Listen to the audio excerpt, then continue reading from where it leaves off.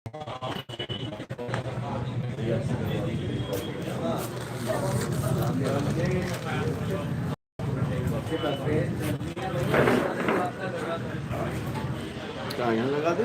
हिंद दोस्तों।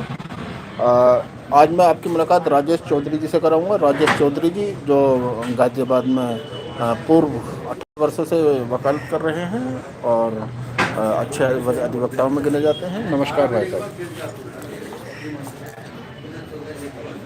कैसे हैं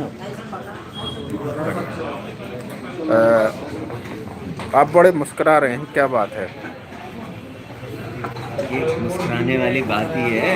एक अच्छे विषय के ऊपर आप हमसे वार्तालाप करने के लिए उपलब्ध हैं। आखिर वकील एक टेंशन में क्यों रहता है? ये वकील का काम तो वास्तव में एक टेंशन का काम तो है। इतनी बड़ी जिम्मेदारी एक वकील के ऊपर होती है।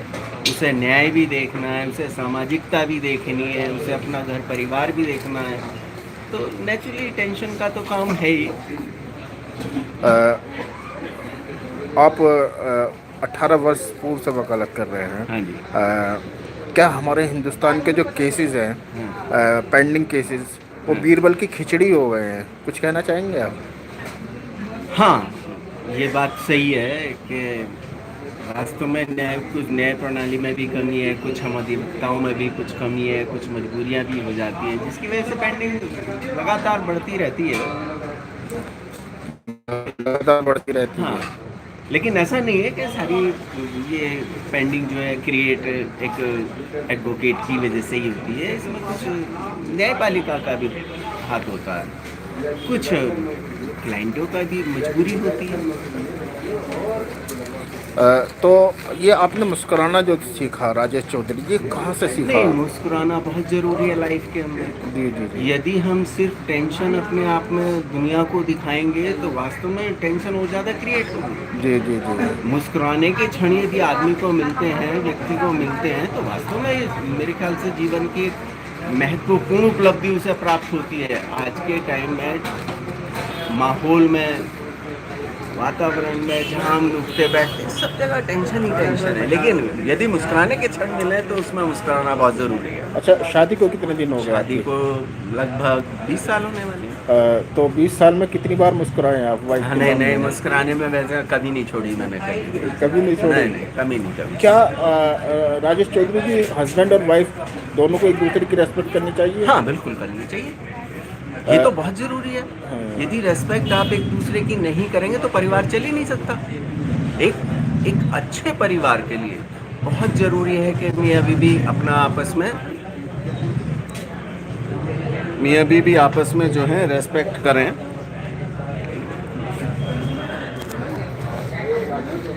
एक दूसरे की रेस्पेक्ट बहुत ज़्यादा है। एक अच्छे परिवार के लिए सबसे एक अच्छे परिवार के लिए, एक अच्छे समाज के लिए बहुत ज़्यादा ज़रूरी है तो कि आपके कितने बेटे बेटियां हैं? मेरे पास एक सिंगल डॉटर है। डॉटर है। तो डॉटर कितनी बड़ी होगी डॉटर? डॉटर मेरी इस टाइम मेडिकल की तैयारी कर रही है और बीएससी में एडमिशन भी लिया हुआ है।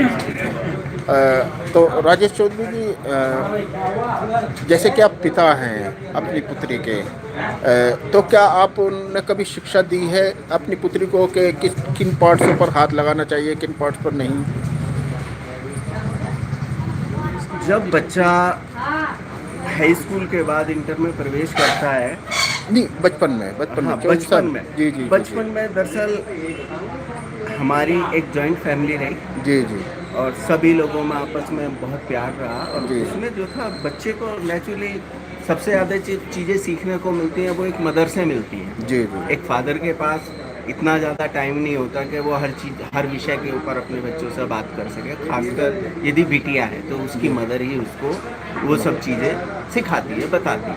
जी जी जी मैं समझता हूँ कि शायद फादर का रोल इस मामले में कुछ कम रहता है। अभी एक फिल्म आई थी राजेश चौधरी जी, पैडमैन, हाँ जो कि अक्षय कुमार की थी। वो अपनी पुत्री से क्या नाम है, इसी संदर्भ में कुछ सिखाता है। नहीं, ये एक बहुत अच्छी पिक्चर बनाई गई थी और वास्तव में एक बहुत अच्छा सब्जेक्ट था।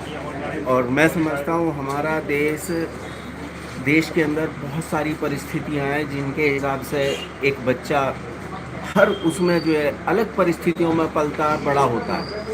उसके हमारे देश के अंदर कुछ ऐसे भी हिस्से हैं जहाँ पर बच्चों को जानकारी जो है वो अच्छी तरह से उपलब्ध नहीं हो पाती है हर चीज़ के विषय में, लेकिन इस पिक्चर के द्वारा जो थी वास्तव में एक अच्छी जानकारी बच्चों को और उनके माँ बाप को और एक समाज को बहुत अच्छी जानकारी मिली क्या इससे। राजेश चौधरी जी, जब आप फिल्म देख रहे थे आपको अपनी बेटी की याद आई?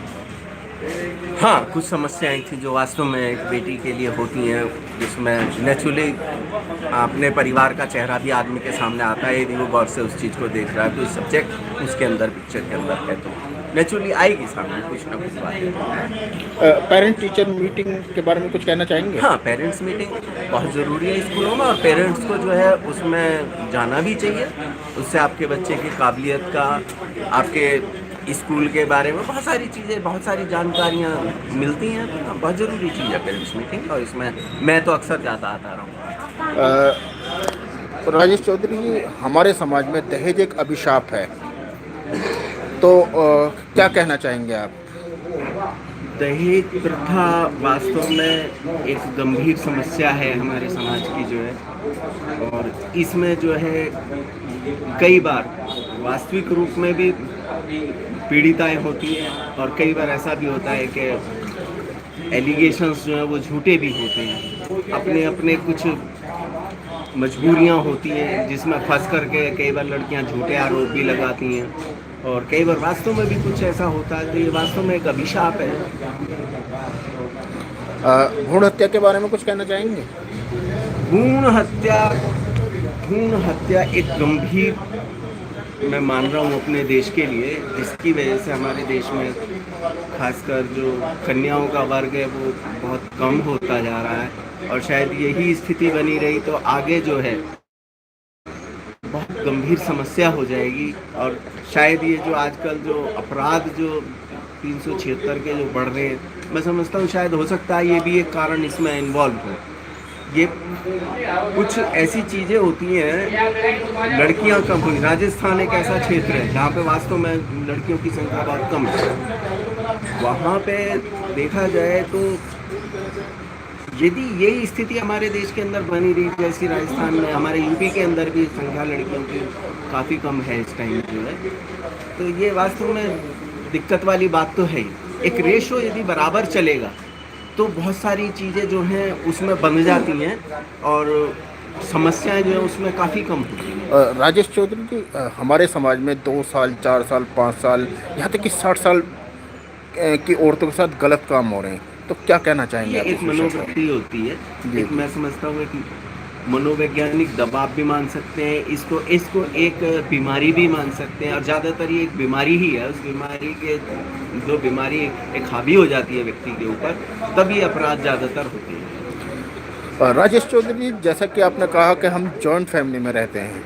तो जॉइंट फैमिली ज़्यादा अच्छी होती है या न्यूक्लियर फैमिली ज़्यादा अच्छी होती है? हर चीज़ का एक वक्त होता है। जॉइंट फैमिली भी हमारे, जब हम उसमें रहे तो हमें वास्तव में उसका भी बहुत फ़ायदा मिला, लेकिन एक वक्त ऐसा भी आता है जब आदमी की ज़रूरत वास्तव में अपना एकल परिवार के रूप में हो जाती है। कुछ वक्त ऐसा होता है जहाँ उसे जॉइंट फैमिली की आवश्यकता होती है, उसमें वो अच्छी प्रोग्रेस करता है, लेकिन एक वक्त ऐसा भी आता है जो वास्तव में एकल परिवार की भी ज़रूरत होती है। तो मैं समझता हूँ परिस्थितियों के हिसाब से चीज़ें चलती हैं।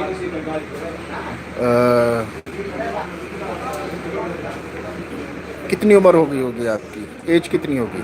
एज लगभग 48 वर्ष। 48 वर्ष। आपने कितनी बार मतदान किया है? मैं तो मेरे ख्याल 18 वर्ष का जब हुआ था तब से ही मतदान कर रहा था। लगातार मतदान हाँ, करते मैंने हैं, तो कभी मौका जो नहीं। मतदान नहीं करते हैं आप उनके बारे में क्या संदेश देना चाहेंगे? जो मतदान नहीं करते हैं, वास्तव में एक हमारे लिए एक बहुत बड़ा अधिकार मिला हुआ है, वो उस अधिकार से वंचित रहते हैं। हमारा ये एक ऐसा अधिकार है जो अपने देश के शासन व्यवस्था को संभाल सकते हैं। इसी के आधार पर अपने प्रधानमंत्री और बड़े बड़े नेताओं को हम चुनते आए हैं, जिनके आधार पर हमारा देश चलता है। मैं समझता हूँ ये बहुत ज़रूरी चीज़ है, मतदान हर आदमी को करना चाहिए। सोच अलग अलग हो सकती है, लेकिन इस मामले में सोच नहीं, एक अधिकार है, इसको सबको इस्तेमाल करना चाहिए। राजेश चौधरी जी, हाँ हमने देखा है ज़्यादातर जो सिटी में जो रेशियो आता है वो बहुत कम आता है। क्या कहना चाहेंगे, वो एसी में रहते हैं या आलस्य की वजह से, या राजनीति से उनका दिल भर गया है? बहुत अच्छा सवाल है ये जो है। और वास्तव में ये एक कमी मानता हूँ मैं इसको जो है, जिसकी वजह से हम अच्छी शासन व्यवस्था नहीं चुन पाते। कुछ लोग सिर्फ एक नेताओं के ऊपर एलिगेशन लगा देते हैं कि अच्छा नहीं है, कोई क्या करेगा, ये तो सब ऐसे ही है। नहीं, ये गलत चीज़ है। हमें अपना अधिकार को यदि सही ढंग से प्रयोग करेंगे तो वास्तव में अच्छे लोग सामने आएंगे और हमारा देश अच्छे जो नेता चुनेंगे अच्छे काम भी करेंगे। राजेश चौधरी जी, क्या आपको लगता है कि अंतर्राष्ट्रीय स्तर पर भारत का क्या सम्मान है? अंतर्राष्ट्रीय स्तर पर भारत का सम्मान लगातार बढ़ता जा रहा है और मैं समझता हूँ जिस हिसाब से चल रहा है सब कुछ, देश की आंतरिक व्यवस्थाओं के ऊपर भी इसका प्रभाव जरूर पड़ता है। सभ्य समाज के लिए जरूरी है कि हम नेशनल और इंटरनेशनल दोनों चीज़ों के बारे में जानकारी रखें। यदि हमारी अपनी आंतरिक स्थिति बहुत अच्छी है तो हम अंतर्राष्ट्र में भी जो है अपने आप को एक ऊंचे स्थान के ऊपर पाएंगे और वहाँ हमें बहुत ज़्यादा सम्मान भी मिलेगा। हमारे देश की यदि आंतरिक स्थिति ठीक नहीं है तो बाहर क्या करेंगे? मैं समझता हूँ धीरे धीरे हमारे देश की भी स्थिति सुधर तो रही है। जैसी जैसे पॉपुलेशन बढ़ रही है, नेचुरली कुछ समस्याएं भी लगातार सामने आ रही हैं उसकी वजह से, लेकिन देश का सम्मान भविष्य में शायद बढ़ रहा है।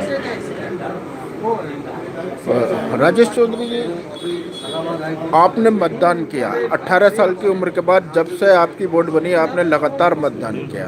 तो मैं ये जानना चाहता हूँ कि जो आप चुनाव जो करते हैं वोट का, वो कैंडिडेट को देख करके करते हैं या पार्टी को देख करके करते हैं? ये परिस्थितियाँ होती हैं। यदि चुनाव ऐसा है कि जहाँ वास्तव में हमें एक व्यक्ति को ही देख के सिलेक्शन करना है क्या वो हमारे लिए ठीक है या नहीं, जैसे पार्षद का चुनाव है, वहाँ पे हम पार्टी को नहीं देखते।